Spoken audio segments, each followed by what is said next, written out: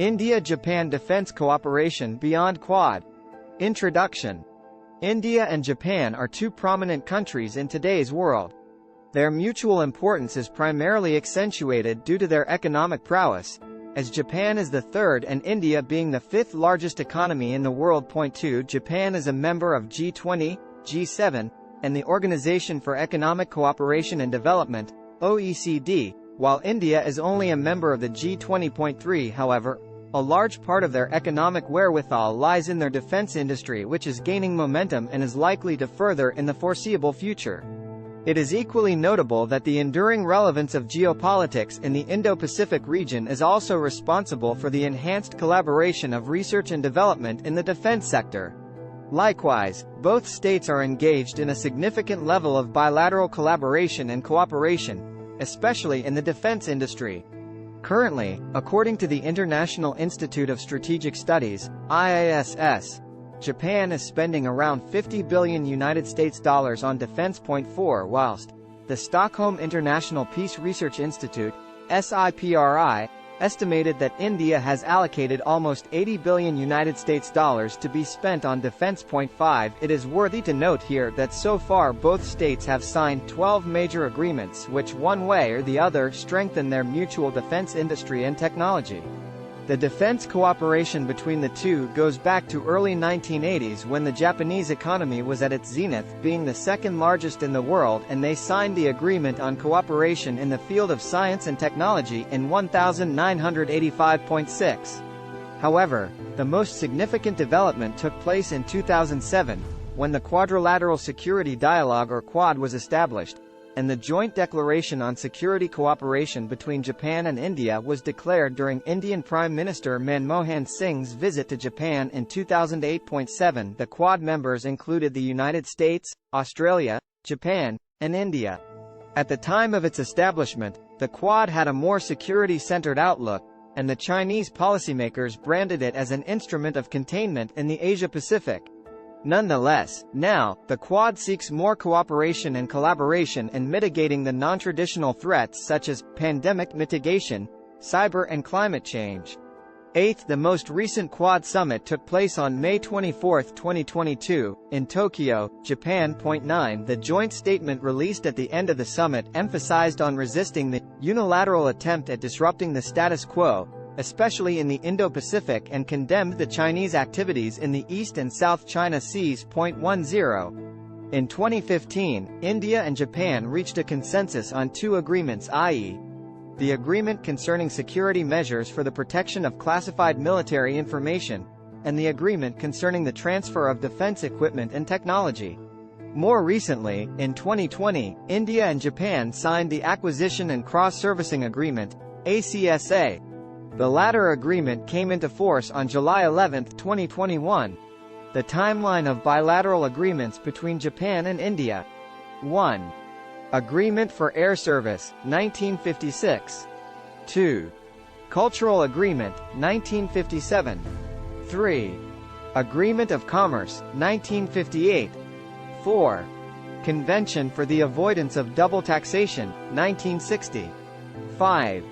Agreement on Cooperation in the Field of Science and Technology, 1985. 6.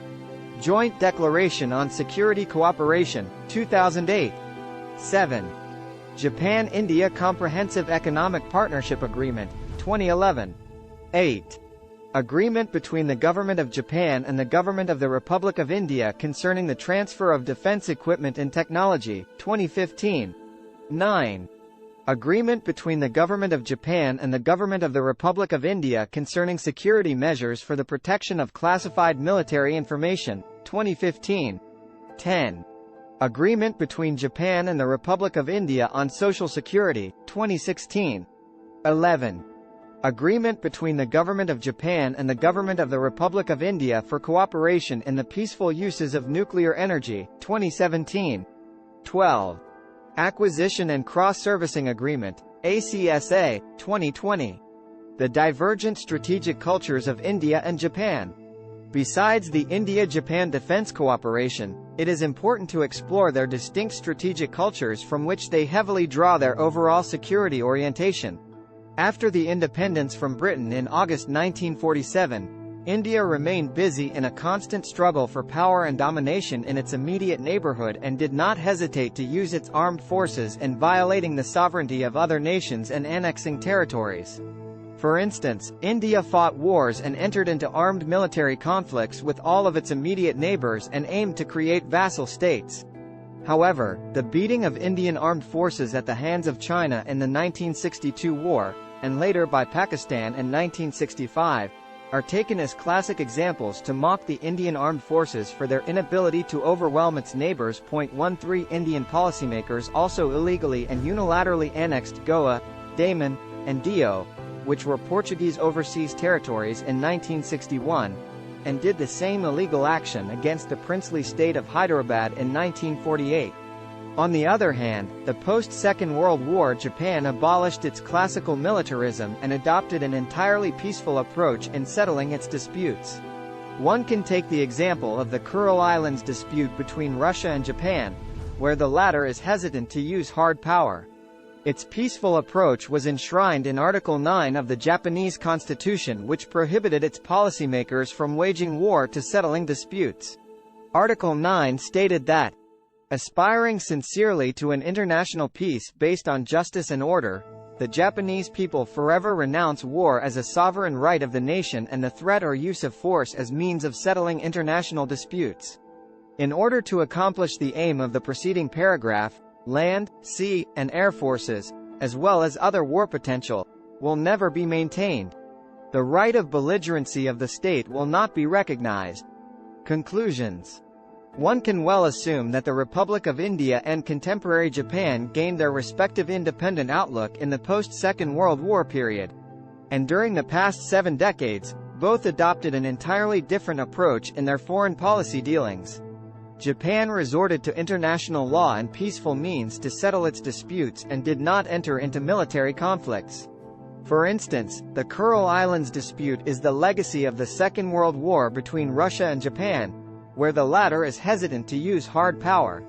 History reveals that the concept of strategic restraint in Indian foreign policy is nothing short of a fallacy, and Indian policymakers have successfully used it time and again as a smokescreen. 161 Must not forget Operation Blue Star of June 1984, when the Indian Army indiscriminately killed innocent Sikhs using main battle tanks, gunship helicopters, and heavy artillery. Overtly, the Quad is a multilateral platform that has the potential to mitigate non-traditional threats looming over today's world, and it should not become a soft or hard military alliance having an overt or covert anti-anything orientation. The significance of the defense industry is undeniable, and cooperation and collaboration in defense technology could strengthen national economies. Nonetheless, the defense-offense paradox and the uncertainty of state intentions are two very important elements which continue to alarm nations and states about the growing defense cooperation among other states.